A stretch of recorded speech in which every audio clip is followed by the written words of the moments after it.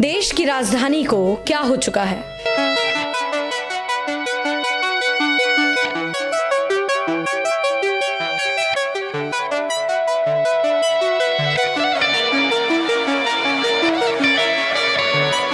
साल दर साल सरकार बदल जाती है, लोग बदल जाते हैं, लेकिन हालात बिल्कुल वही के वही रहते हैं।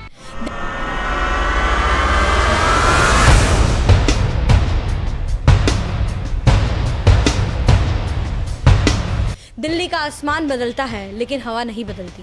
चेहरे बदलते हैं, पोस्टर्स बदलते हैं, वादे बदलते हैं, लेकिन सांस लेने की मजबूरी वैसी ही रहती है। एक सवाल मुझे रोज तकलीफ देता है, देश की राजधानी जो दुनिया को एक मॉडर्न इंडिया का फेस दिखा सकती है, वो दुनिया के सामने एक गैस चैम्बर की तस्वीर क्यों बन चुकी है? आखिर क्यों 140 करोड़ का देश अपनी राजधानी की हवा तक साफ नहीं कर पा रहा है? ये सिर्फ पॉल्यूशन नहीं, ये पॉलिटिकल फेलियर भी है, एडमिनिस्ट्रेटिव फेलियर भी है और हमारी कलेक्टिव साइलेंस का रिजल्ट भी है। आइए अब हम बात करते हैं कि इस गंदी हवा का हमें क्या नुकसान है। जब हवा जहरीली होती है तो सबसे पहले हमारे शरीर पर हमला करती है। सांस की दिक्कत, दम, फेफड़ों का इन्फेक्शन, हार्ट प्रॉब्लम, बच्चों के लंग्स का अंडर डेवलप रह जाना, ये सब सीधे वायु प्रदूषण से जुड़े हैं। WHO की रिपोर्ट्स में साफ लिखा है कि भारत में हर साल लाखों लोग सिर्फ खराब हवा की वजह से मौत का शिकार होते हैं। ये कोई कल का खतरा नहीं है, ये वो जहर है जिसे हम हर सांस के साथ आज ही अंदर ले रहे हैं।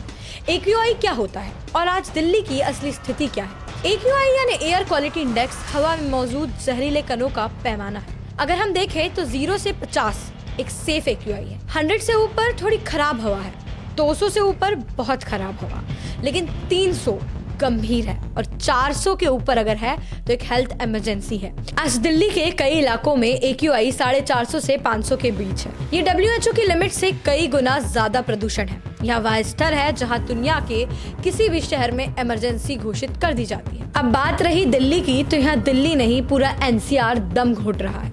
ग्रेटर नोएडा, गुरुग्राम, गाजियाबाद, हर जगह धुआं ही धुआं। अगर आप देखेंगे तो कंस्ट्रक्शन साइट की उड़ती हुई धूल, बिना ढके ट्रक, खुले में कचरा जलाना, डीजल जनरेटर्स और हर तरफ फैला स्मॉग। सुबह की धूप तक धुंध में खो जाती है। लोगों की आंखों में जलन, सिर दर्द, गले में खराश और सांस की दिक्कत अब रोज की बात है। ये सिर्फ पॉल्यूशन नहीं है, ये साफ एडमिनिस्ट्रेशन की नाकामी है। चलिए बात कर लेते हैं बीजिंग की। बीजिंग भी एक समय हमारी दिल्ली जैसा था, पूरा स्मॉग से ढका हुआ। हर तरफ अंतर्राष्ट्रीय स्तर पर बीजिंग की बुराई आम थी, लेकिन चीन ने पॉल्यूशन को पॉलिटिकल इशू नहीं, एडमिनिस्ट्रेटिव चैलेंज माना।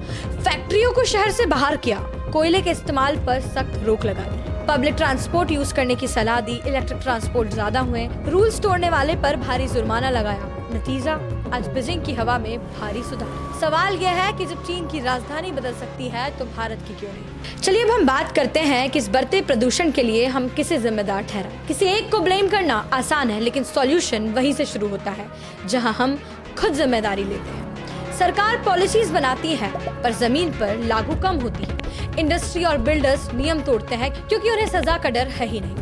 लोग कचरा जलाते हैं, एक्स्ट्रा व्हीकल्स निकालते हैं, पड़ोसी राज्य में पराली पर सिर्फ बयानबाजी होती है, सिर्फ राजनीति होती है। इस पूरी त्रासदी का हर हिस्सा सरकार, उद्योग, जनता सब किसी न किसी स्तर पर जिम्मेदार तो है। पर अगर हम बात करें सरकार की, तो सरकार ने क्या किया और वो कहाँ चूक गई? केंद्र और राज्य सरकार ने कुछ कदम लिए, जैसे BS6 norms, electrical vehicle policies, grab, pollution emergency plan.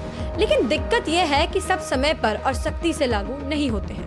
Grab अक्सर तब लागू होता है जब हालात बहुत बिगड़ चुके होते हैं। इलेक्ट्रिकल व्हीकल्स का इंफ्रास्ट्रक्चर बहुत कमजोर है। इंडस्ट्रीज पर निगरानी ढीली है। कदम उठे हैं लेकिन समस्या के मुकाबले बहुत ही कम है। प्रदूषण कम कैसे हो सकता है? रिसर्च साफ कहती है कि सॉल्यूशन मौजूद है और पॉसिबल भी है। स्ट्रॉन्ग पब्लिक ट्रांसपोर्ट सिस्टम, कोयले की डिपेंडेंसी कम कर सकते हैं, इंडस्ट्री को शहर से दूर शिफ्ट कर सकते हैं, कंस्ट्रक्शन साइट्स पर डस्ट कंट्रोल कर सकते हैं, पराली के लिए फार्मर्स को टेक्नोलॉजी और नई नई सब्सिडीज दे सकते हैं, हर एरिया में रियल टाइम एक्यूरेट डिस्प्ले कर सकते हैं और सबसे जरूरी इमीडिएट जुर्माना भरवा सकते हैं। ये सब पॉसिबल है, बस पॉलिटिकल विल और एडमिनिस्ट्रेटिव एक्शन चाहिए। चलिए बात कर लेते हैं विपक्ष की भूमिका और राजनीति की।